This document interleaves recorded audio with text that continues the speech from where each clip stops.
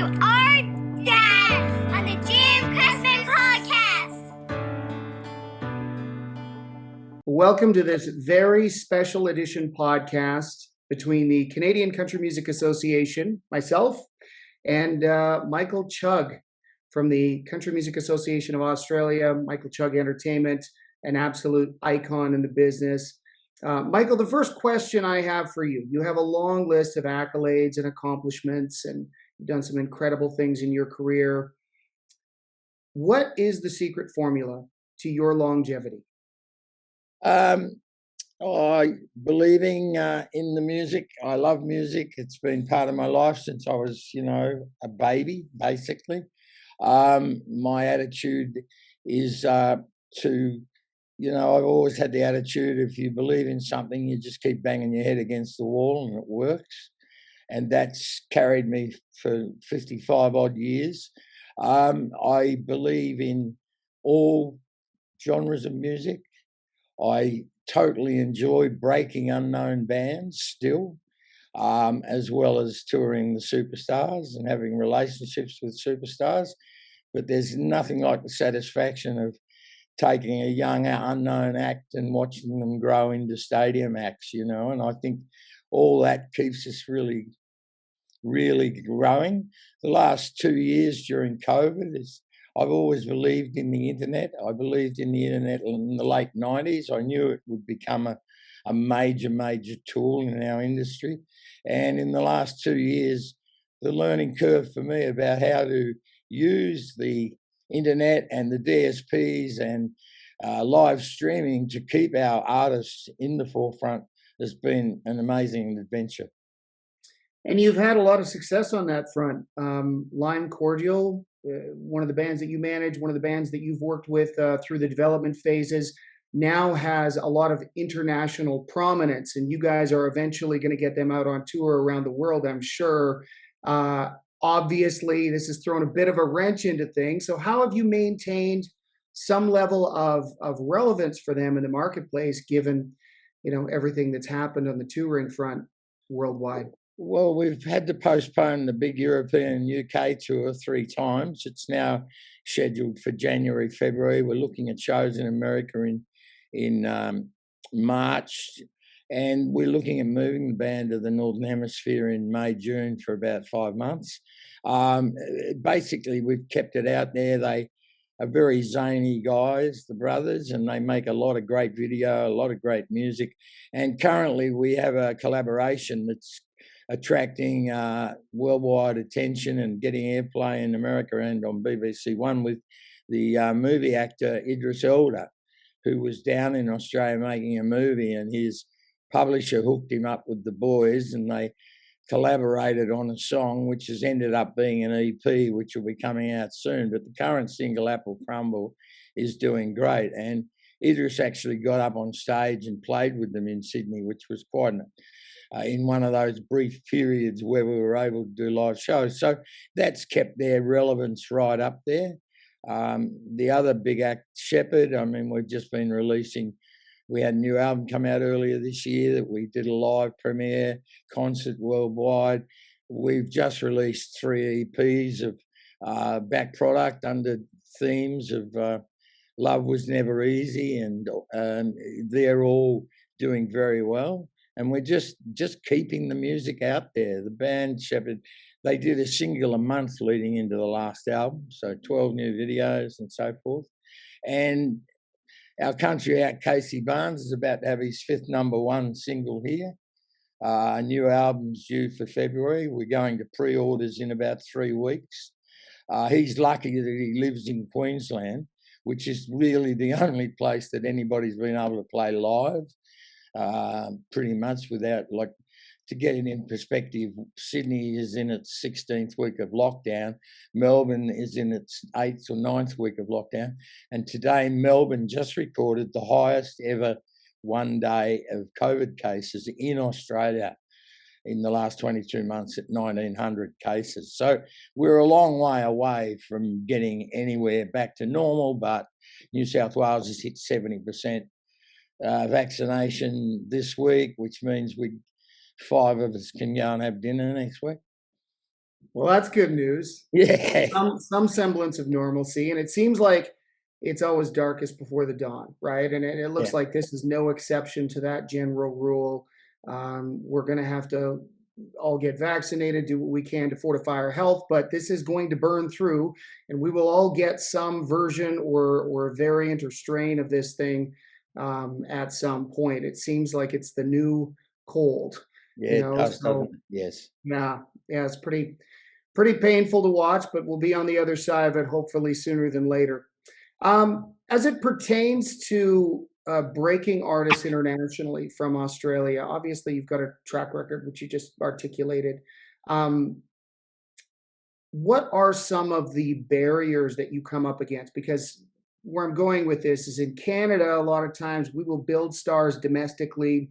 They will do arena level touring business. They'll score number ones at Canadian radio. But for some reason, the American marketplace doesn't seem to respect the stats, or maybe it's not, maybe respect is the wrong word, but it doesn't have near the level of gravitas that an entry level artist might have who's breaking through traditional methods in the US. Yeah, Are no. you finding that that's similar in your situation? You guys can be rocking it domestically, but as soon as you go internationally, it's like no one seems to be that interested. Yeah, it's interesting because it's always been a problem, and of course, distance and time has always been a problem. You know, if you do a live streaming event out of Australia at say 6 o'clock at night, it's 2 a.m. in America, and you've got all that you're fighting. But we are finding the interest is growing. I think the fact that when we now release product in Australia, we release it worldwide at the same time. We have people on the ground in Germany and America and London who work with us, and we're building slowly. I have an office in Southeast Asia. We're building our Chugg music label and management. We're building slowly an international team. We recently signed this young act of ours who we found on TikTok, Mia Rodriguez. We signed her to Pete Gambert at Atlantic, and we were JVing with them on her, and just looking for relationships internationally. But it is getting a bit easier. I mean, if COVID hadn't have hit, Casey Barnes would be a long way down the road in America, a lot further than he is. The latest single was very interesting. We're still trying to work out how it happened, but we released a lyric video here, which in the first 4 days had 250,000 views, and 67% of those views were in America. So using the DSPs and using the internet, we are staying out there as much as we can. But obviously, there's nothing like dropping an act in LA or New York or London for 5 or 6 months and becoming virtually a local. And I think, it's always mystified me, the Canadian problem, because you're right next door.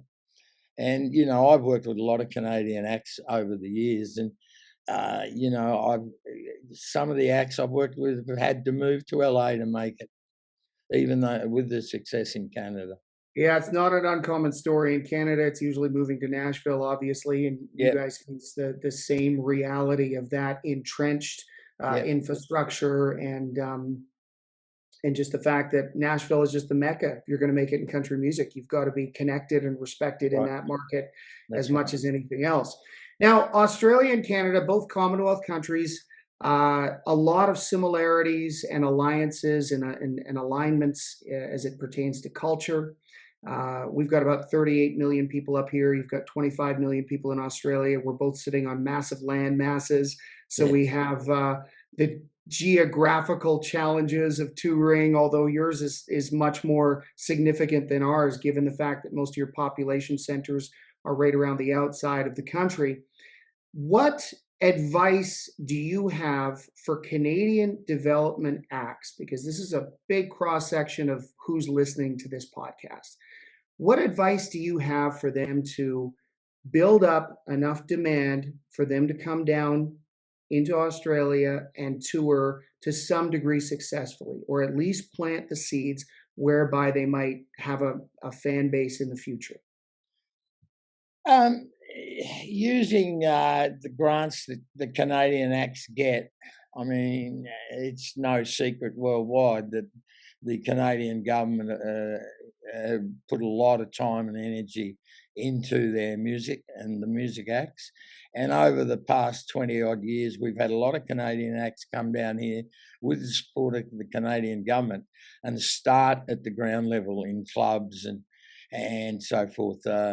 One act that comes to mind was Corb Lund, who was a country act up there, and he started coming down and playing little clubs. And my late partner and friend Rob Potts and Ron Kitchener, it got him happening to where he was then getting into doing festivals and so forth. And I think it's a growth thing. On another level, acts like the Bare Naked Ladies started in clubs. Tragically Hip, who were one of my favourite all-time Canadian bands, when they first came down here, they were playing in clubs. And with the support of the Canadian government, that is the way to go. The touring support grants that we have in Canada have helped create a very powerful infrastructure in the arts up here, but also propagated many Canadians the ability to go and tour internationally, which is great. But as it pertains to building a demand, would you suggest that an artist creates an alliance with a music company such as yourself so that they can release some music in Australia domestically, start to get people introduced to their brand, to their sound, and build it from there? Or would you suggest coming down and just starting touring, either as an opening act or starting in clubs or maybe a few early slots on festivals? What do you see as a more effective strategy? There are distribution companies and small music label setups like ours that are interested in releasing international acts. I mean, with the internet now, you can virtually release a record yourself and it'll sell worldwide. You've just got to make sure you're getting through advertising and posting, you're getting some action, and then follow up that action by coming in and doing clubs. We recently, a Canadian band that did quite successful here, sort of came back out of the wildlands, was a band called Simple Plan. And they, last year, they did a lot of live streaming events like Music Matters in Asia and so forth. And just before COVID, they did a very successful tour through here and reactivated the career that they'd had down here. So the whole COVID thing and not being able to tour has really put us all way, 2 years behind the 8 ball. So one would hope that when it all opens up again, that we can really, look at all these young acts and try and get something going on. But country music in Australia in the last 4 years has had a massive growth, and more Australian acts and some international acts are starting to get top 40 mainstream metropolitan radio.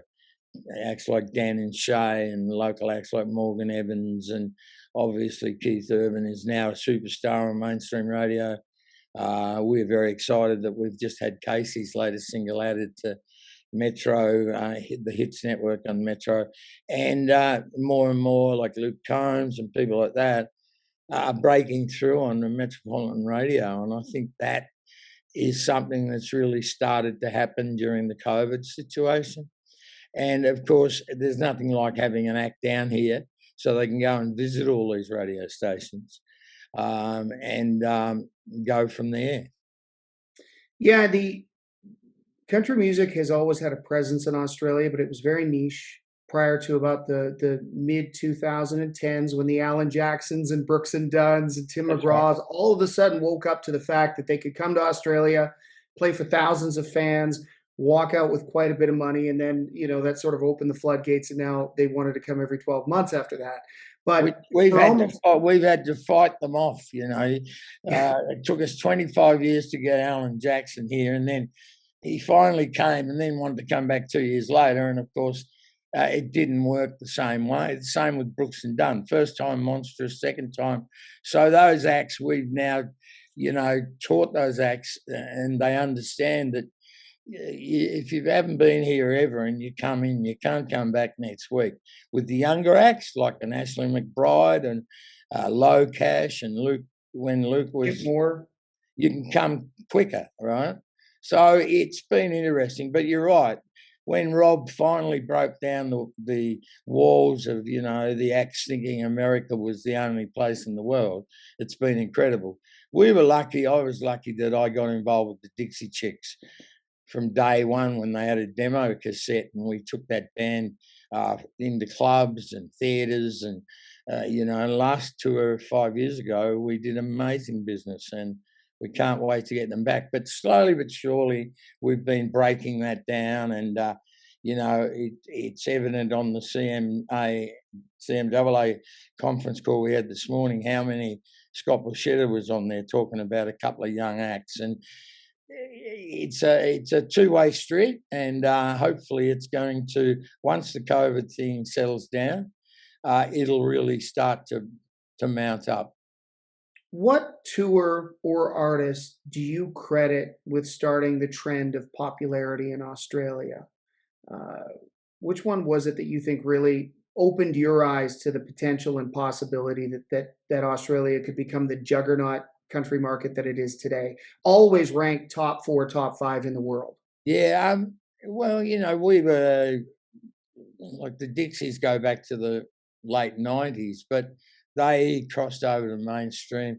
I think when Alan Jackson was the first real big superstar. Brooks and Dunn. The Dixie Chicks, correct me if I'm wrong, they started in like 200-seat clubs. Like they really built it from the ground up with you, correct? The Dixies? Yeah, Yeah. yeah. Oh, yeah. We started in clubs and we went from there, and then we broke a couple of the songs across to mainstream radio. So next tour they did theatres, then we went to arenas, and in actual fact, this last tour, there had been a new product that they were touring America, that big tour, and they came in, and that tour was as strong as the arena tour when they were having big hits. So they've sort of crossed that line where you don't need hits to be big live. And I think Brooks and Dunn were the first that we big of those big acts. We got them here. We sold out 2 Brisbane entertainment centres in a minute. We sold out Sydney and Melbourne, and all of a sudden it was wow. And they were amazed. They brought their families, the kids. They saw the kangaroos and the koalas. They lived within the Australian lifestyle, and they went back to Nashville and told everybody. And as soon as that happened, we get Alan Jackson, and then Tim McGraw comes, and it just started, and Keith Urban, who'd been living in Nashville, slowly Keith. I remember the first big tour we did with Keith, and we were playing 2,000-seater theatres, and I'm standing outside the theatre, and inner city kids with ladders in their stockings and purple and green hair and nose rings and everything and chin rings are turning up to see Keith Urban. And it was like, there's something going on here. And there was. And Rob and I had started CMC Rocks in the snowy mountains down on the Victorian border. And it was tough going. And we had Taylor Swift in the early days. And it was tough going. And, unlike America and Canada, Australians don't go to the mountains in the summer. So yeah, there's some cultural nuances that are different in Australia. You're right. Where, you can put on an event in the mountains in the summer in Canada or the United States, and people will flock to it. Yeah. But as you found out with the snowy mountains and the early days of CMC, you needed to evaluate a new site for a concept that you believed in. Now, how did you make the determination to move? Obviously, it wasn't working in the snowy mountains, so that would be part of it. But how did you decide to move to where the site presently today? Well, we went from the Snowy Mountains to the Hunter Valley wine area. We've been doing very successful shows in the wineries with acts like Elton John and so forth. And we had an offer from a winery in the Hunter Valley to move there. So we moved there, and it certainly, you know, we went from 3,000 or 4,000 people in the Snowies to 7,000 or 8,000 people in the Hunter. At the same time, and that was where the Alan Jacksons started to make their presence felt. And then we got a call from the head of Queensland Major Events, who had been involved in New South Wales, Sydney Major Events. He'd moved to Queensland. And Rob and I flew to a little town called Ipswich outside of Brisbane and met with the Queensland Special Events guy, John, and the Mayor of Ipswich. And they showed us a venue, which was the supercars, like the, you know, the American... NASCARs.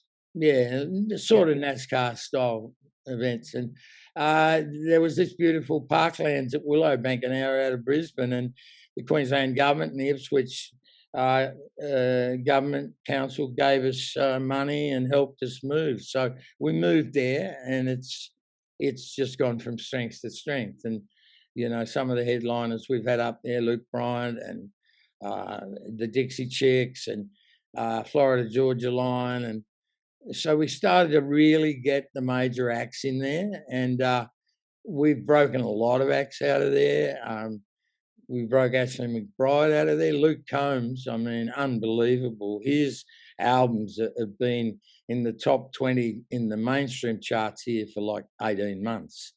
So all of a sudden, we had this audience of young people who love to drink, don't ever seem to get paralytic, and you know, who travel from all over Australia to go to CMC Rocks. And the audience is very young. And, you know, a great story is Espinito, who runs Warner's. Espo was there, I think it was 18, could have been 17 or 18. But anyway, we had a lot of his young acts on the bill at CMC Rocks. And it was quite amazing that the kids knew every song. And Espo was standing on the side of the stage looking absolutely perplexed. And I went over and went, Espo, how you doing? It's great, isn't it? He said, it's a fucking pain in the ass. I said, why? He said, I'm going to have to go home and listen to all these albums because I don't know any of these songs. You got to keep up with the audience you're targeting, right? Yeah, you do. You really do. Yeah, well, it's funny as you're speaking, Michael, I can see there are reoccurring themes that resonate with me. You know, your resiliency, your passion, you know, your desire to get behind something and push it along till it works. And those are all great pieces of advice for entrepreneurs or artists themselves. So I hope people pull that out of this interview. And as it pertains to the Australian marketplace, you know, one of the things that you alluded to earlier too is that it's an experience, right? It's an experience that has a degree of familiarity because the culture and the language, you know, have some alignments with both Canada and the United States. But it's an opportunity for someone to come perform, make some money, engage fans that they've probably never engaged or don't engage on a regular basis, and just enjoy Australia for what it is, this beautiful part of the world. So do you have artists who at this stage have almost when they come, they're planning some days of holidays all around it and bringing their family? Is that typically what you see in the country music realm? Yeah, we do. When Luke Bryant came, he brought the whole family. They went up to the Barrier Reef. I think Lady Antebellum or Florida Georgia Line went and spent time up there with their families. But yeah, I mean, we encourage that. And, you know, it's CMC Rocks is quite special. There are more and more little country music festivals starting. There were 2 in Queensland on the weekend, one in Cairns and one at I think it's called Bender's Brook, about 4 hours from Brisbane. There are more and more country music festivals starting, and there's a lot now. And after COVID, we will see probably 20 or 30 smaller country music festivals. There's already the Gympie Muster and Tamworth and things like that. But a lot of those before COVID and just before COVID, a lot of those festivals were looking at using young internationals. And I know there was one festival that got knocked over in Brisbane just on COVID where they had booked about 15 young Canadian country acts to play, and that was cancelled because of the whole COVID situation. But I think once we're through COVID, I think there's big opportunities for international acts to come and play some of these festivals. And people go to me, well, isn't that going to affect CMC Rocks? And my attitude is that, look, the more these acts get in here and play and build audiences, the better it is for me and our festival.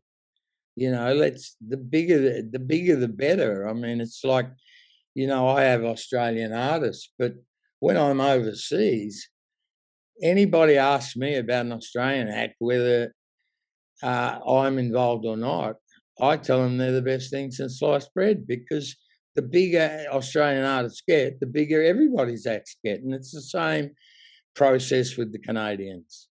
I mean, over the years, you know, you look at acts like Brian Adams, who is monstrous down here still, who started off at support act and with the police back in 1981 at Western Springs in Auckland. And I'll never forget Bruce Allen ripping my head off because during Brian's set, three parachute jumpers jumped out and came down and landed in the middle of the arena.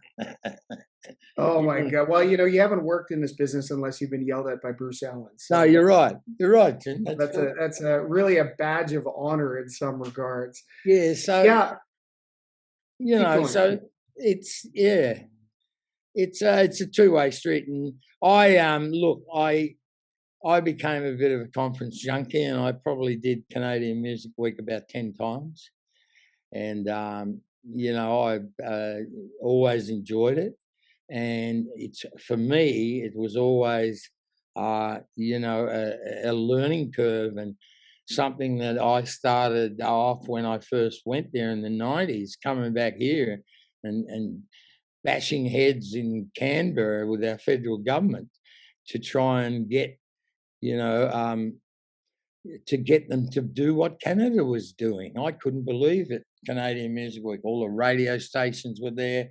Everybody was there talking about the music industry. And, you know, God forbid that COVID has actually lifted it a bit more here, and the government are starting to realise just how big our industry is here. But Canada has been the world leaders, and it's sort of disappointing that you haven't had a lot more success because of that government support. But if we had the support that you've had for what must be nearly 3 decades, yeah, since the early 1970s. Yeah, there you go. So it was a huge learning curve for me. I haven't been now for about, I think the last time I was there must have been 5 years ago. But it was a real pleasure for me to go to that.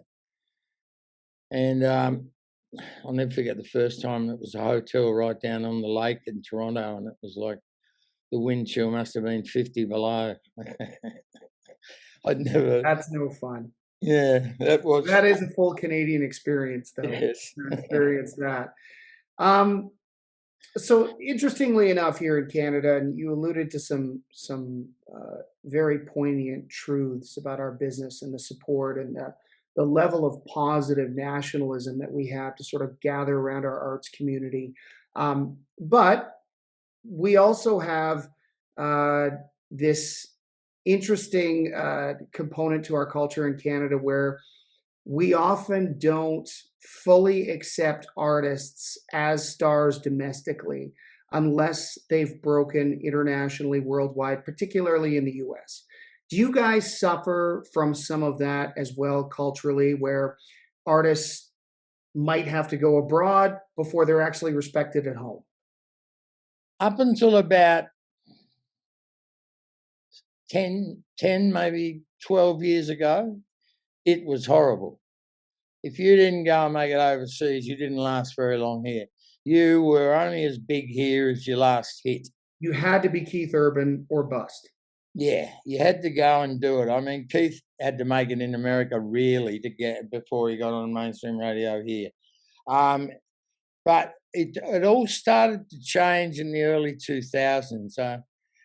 The ABC ran there was a late great Australian artist called Billy Thorpe, who was a real legend here, and also in the 70s had a huge album in America called Children of the Sun. But he came home to Australia in the early 2000s, and he was always a great friend of mine. He's one of the first acts I saw ever play when I was 15. The ABC here made a television series, and it was going to be a one-part show called It's a Long Way to the Top, the history of Australian music. The first time they interviewed Billy Thorpe and I, it was supposed to be a 2-hour interview. It went for 15 hours. They suddenly realised that they had no idea of what they were dealing with. And the series ended up being a 6-part series on the ABC.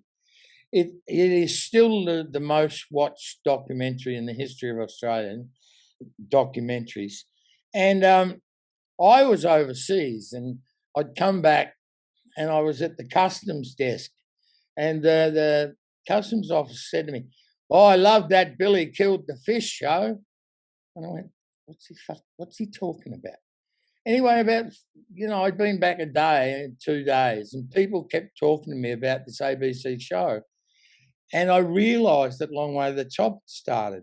And it was absolutely monstrous. And it showed the Australian music from the 50s through to the late 70s, early 80s. So Thorpe started hassling me about taking it on the road. And I went, no one's going to want to see all these old acts, because an old act in Australia was regarded as a has-been old fart, right? Anyway, we finally decided we'd do the show. We built a concept show using sets and themes of the 60s and the 70s. We booked 25, 30 acts from the 50s through the 80s. We ended up playing 10 Sydney entertainment centres to 100,000 people, 12 Melbourne Rod Labour centres to 120,000 people. We ended up doing 300,000 people across the country. And all of a sudden, all the old acts were like working again. And all the young acts were going, oh, they were my heroes. And you had all these young acts like Silverchair and acts like that coming out of the woodwork going, they were my idols. So all of a sudden you get these old acts and young acts collaborating. And the whole, the put down Aussie shit went away. So all of a sudden you don't have to go and make it overseas to be a big star here. But what we've taken is that we, as I said earlier, as far as we're concerned, every act we take on, we're taking on as an international act. The same as Scott Borchetta takes on an act in Nashville. His whole vision is the world. And that's what we do here now. So that when I release a record here, it comes out the same day in New York, Toronto, et cetera, et cetera. So, that's when it all changed. The business has just gotten so much more globalized. Yes. There's just no way around it. And it's been, it's been exponentially better for a lot of artists. Now, back when you were putting together those tours of the more classic artists in Australia, were those still the flat fee deals, or did you have to pay percentages? In the 70s, I was Paul Dainty's tour director, and we did Fleetwood Mac, Santana, Bowie. Most of those acts were still flat deals. ABBA, acts like that. You'd pay all the costs and you'd pay flat deals. But in the late 70s, when Gudinski and I started Frontier, that's when the percentages started. Right. Late 70s, early 80s. And for people who might be unfamiliar, at one point, for the sake of simple math, you might have a a 10,000 seat venue, you're selling the tickets at $10 a piece, you've got $100,000 gross, maybe you're paying that band, $25,000 flat, and you are making a nice chunk of upside as a promoter once you cover off your production and your advertising and all the rest of your show related costs. But these days, and really since the 1980s, as you alluded to, you often have to share 85%, 90%, sometimes 95%, depending on the Sometimes artist, and how much 95, global leverage they have. we try and resist the 95, but Yeah, and you us get, too. you get an act like, Robbie Williams, who's absolutely monstrous down here, and you've done, one tour you do 600,000 people, and the next tour you do 500,000 people.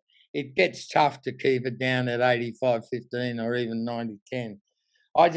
We recently, or just before COVID, we finished the week before March 2020. I did 45 shows across the country with Elton John. We played regional towns you've never heard of. And it was amazing. We played to nearly 850,000 people. And So that what were the was, merch numbers like, Michael? I oh, mean, we have found that when we've really gone into these tertiary markets with the John Mellencamp, Carrie Underwood, we have done merch numbers that are just off the chart. yeah, $12 to $20 a head. Unbelievable. I mean, Elton was incredible because Elton's merch shop was like a supermarket. There was about 60 different items, and they were selling like you wouldn't believe. And I mean, the merch is a big part of our lives these days. Certainly, when you've got an act like Casey and under COVID restrictions in Queensland, you can play a 600-seater to 200 people, and that's it. And then you walk out with $3,500 in merch sales. I mean, that's massive. Yeah, makes More a than big what you've difference. grossed on the door. So the merch is a big part of what goes on. And also, we can actually, an interesting thing, I'm not sure if it happens in Canada, but we can sell CDs and vinyl at the shows, and they are then they are then put into the sales, the official sales that rule the charts. Right. So So they're integrated into what we have up here integrated as is the sound word I studio. was looking for. Yes. Thank you, Jim. Yeah. Yeah, and so you can have an act like, we get into situations where we do pre-orders for 2 or 3 months before the album comes out these days, bundled with T-shirts or beer stubby holders or Other whatever. incentives. Yeah. And all those pre-orders go into the first week of release. And with a bit of luck, we get a number one album. And so, it's been a boon for us that, it's great to sell the product at the shows, but to have it actually integrated into official sales is fantastic. And that's something that's really come out of COVID. Yeah, it's something that you can celebrate, and it's a great component of an overall artist value proposition. Is a number one debut, or a level of sale, whether it's gold or platinum, that Yeah, nobody can ever take that away from them. that's So it's right. pretty exciting when you can put together a plan to navigate that, and that's one of the things that has been afforded to us through the digital age and the pre-sale age and the pre-save age. Yeah. How much, I mean, obviously, like with your career over 50 years, you have seen so many changes in this business, most of them probably technological. Yeah. How plugged are you into analyzing streaming numbers and that sort of thing, especially when you're making the decisions of who you are going to promote and put your money on the line for, to bring into your country and tour around?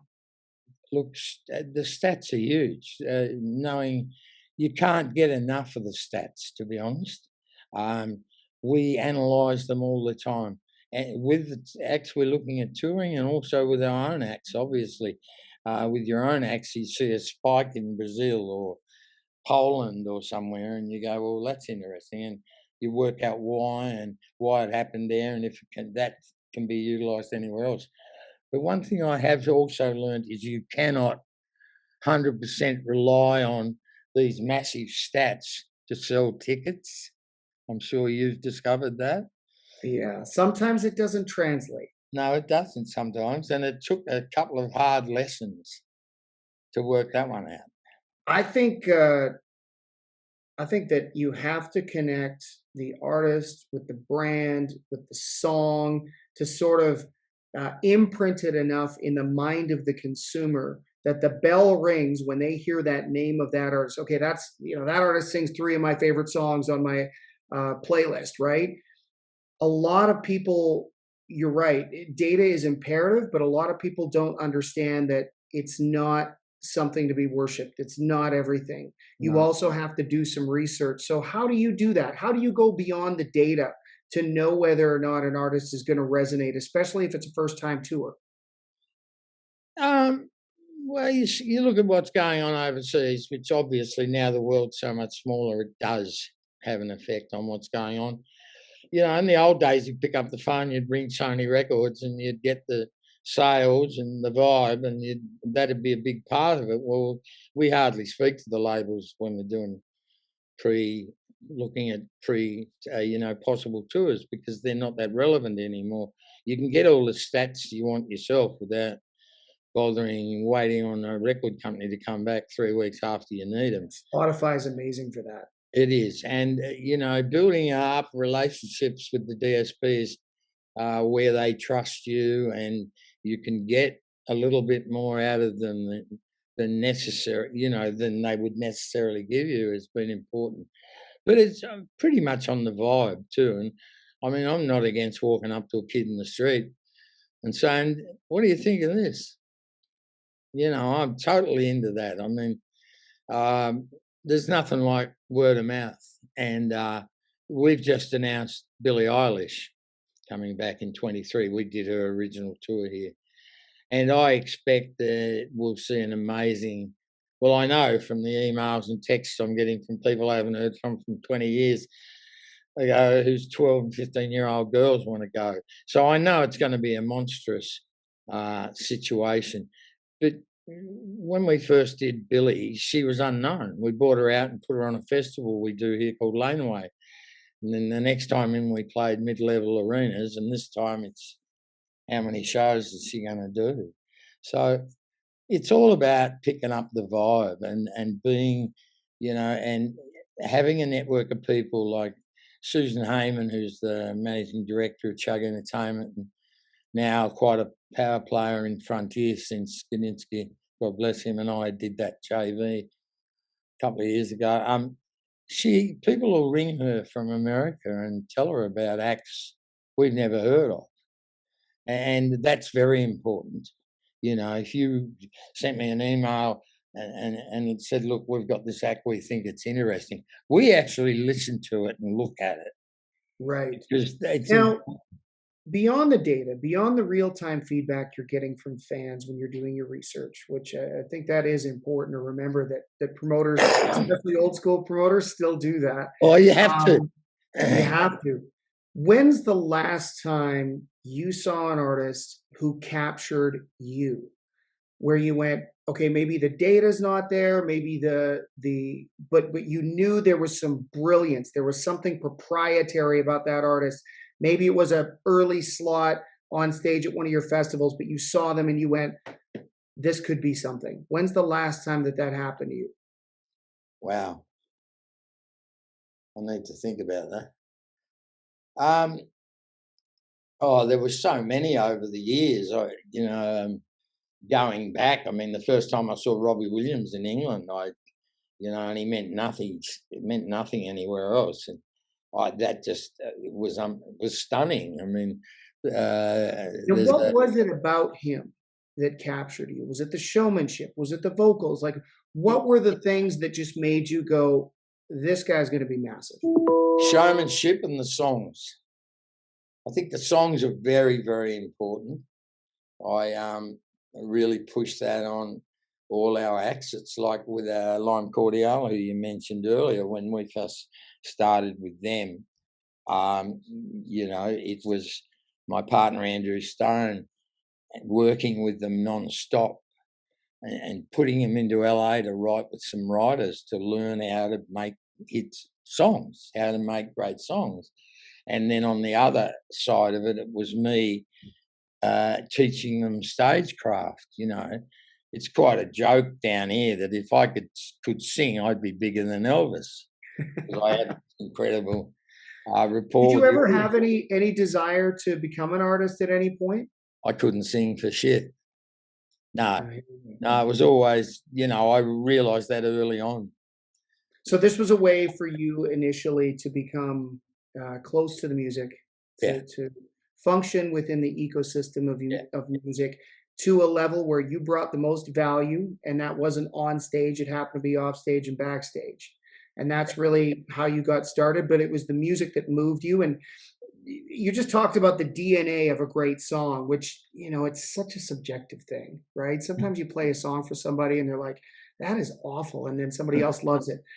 But what to you are the elements of a hit song? What is it that you hear or feel, or can you articulate that process? Because you know it when you hear it, undoubtedly. Yeah, I mean, look, the feeling of the lyrics has a lot to do with it. You can hear sad songs, but they make you happy. I think that is the lyrics are very important. I think the choruses and the way they're done are very important. Sometimes you'll hear a song and the opening will be 10 seconds too long, so you lose interest in the song. But if you get past the opening 12 bars, it's a smash.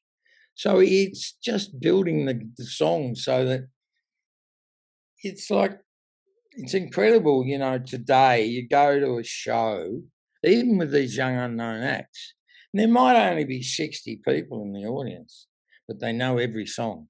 They sing Right. every song of a band that I only just heard of last week. It's They're incredible. passionate, ardent fans. Yeah. And so hit songs are hit songs, and it's hard to, I've heard songs and gone, that will be a number one, and no radio stations will play it. So it's can be a bit hit and miss at times, as I'm sure you've discovered. Oh, the hard way so many times. Yes, I'm there with you. Um, you released a biography in 2010, You in the Black Shirt. I Me wanna, and the black shirt. I wanna find out what the story is behind that title, and then the second half of this question is, since you've continued on at such a high level since then, will there be a part 2 to that biography? Look, it took a long time for me to. I got hassled by Amanda Pellman, who was a big player in my life. She was part of that long way to the top thing and all that. She hassled me for years to write the book. We talked to a lot of authors because it was important to me that if I wrote a book, it had to be in my voice. And so we found this great music writer, Scottish guy who worked for the Australian here, music writer called Ian Shedden, and he co-wrote the book with me. We sat on the beach in Thailand for a couple of weeks at a place I had up there, and we wrote the book. And it was in my voice. Unfortunately, Ian died of cancer a few years ago.